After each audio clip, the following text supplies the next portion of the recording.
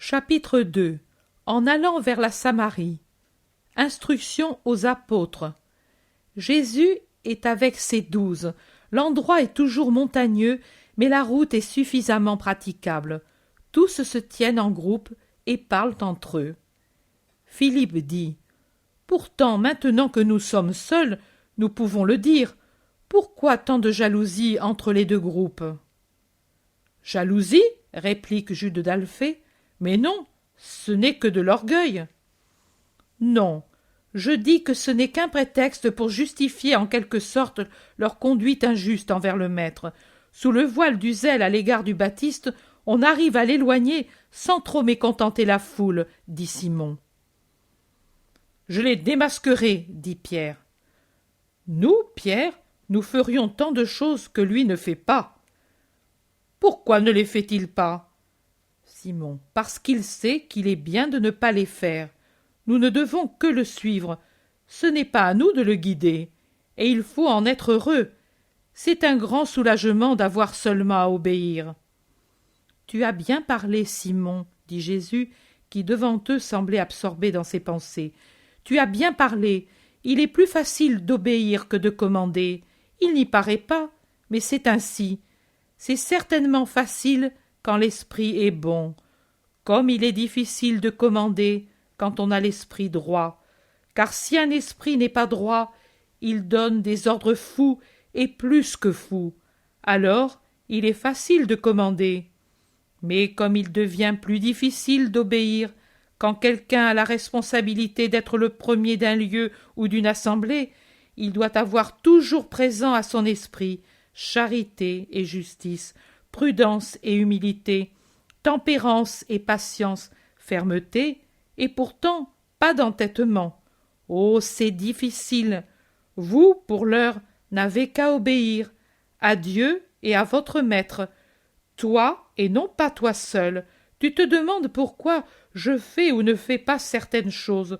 Tu te demandes pourquoi Dieu permet ou ne permet pas de telles choses. Vois, Pierre, et vous tous, mes amis, un des secrets du parfait fidèle est de ne s'ériger jamais en interrogateur de Dieu. « Pourquoi fais-tu ceci ?» demande quelqu'un qui est peu formé à son Dieu, et il paraît prendre l'attitude d'un adulte devant un écolier pour dire « Ce n'est pas à faire, c'est une sottise, c'est une erreur. Qui est supérieur à Dieu ?» Maintenant, vous voyez que sous prétexte de zèle pour Jean, je me trouve chassé, et vous vous en scandalisez.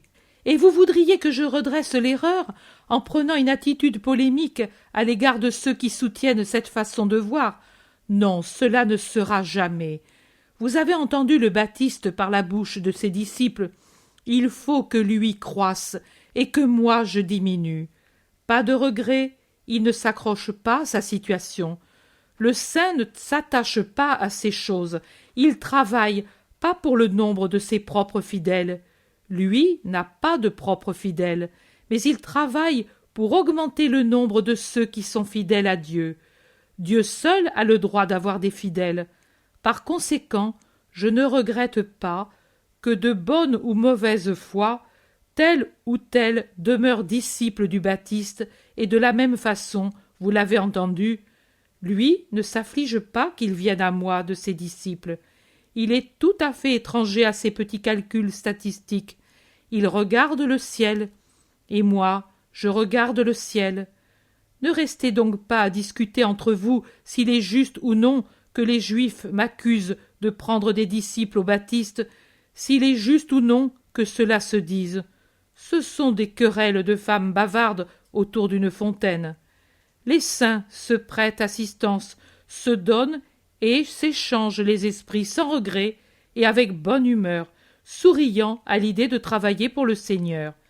J'ai baptisé, et même je vous ai fait donner le baptême, car l'esprit est tellement appesanti maintenant qu'il faut lui présenter la piété sous des formes matérielles, le miracle sous des formes matérielles, l'enseignement sous des formes matérielles.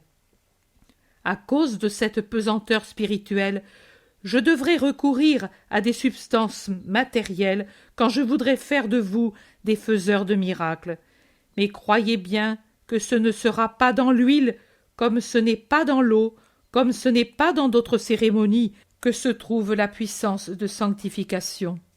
Il va venir le temps où une chose impalpable, invisible, inconcevable pour les matérialistes sera reine, la reine qui est revenue, cause de toute sanctification, opérante en toute sanctification. C'est par elle que l'homme redeviendra fils de Dieu et opérera ce que Dieu opère, parce qu'il aura Dieu avec lui. La grâce, la voilà, la reine revenue. Alors, le baptême sera un sacrement. Alors, l'homme parlera et comprendra le langage de Dieu. Et la grâce donnera la vie, et la vie donnera le pouvoir de savoir et d'agir. Alors, oh alors, mais vous n'êtes pas encore mûrs pour savoir ce que vous apportera la grâce. Je vous en prie, aidez sa venue par un travail continuel de formation sur vous-même, et laissez les préoccupations inutiles des esprits mesquins. Nous voici aux confins de la Samarie. Croyez-vous que je ferais bien de parler chez eux? Oh, ils sont tous plus ou moins scandalisés.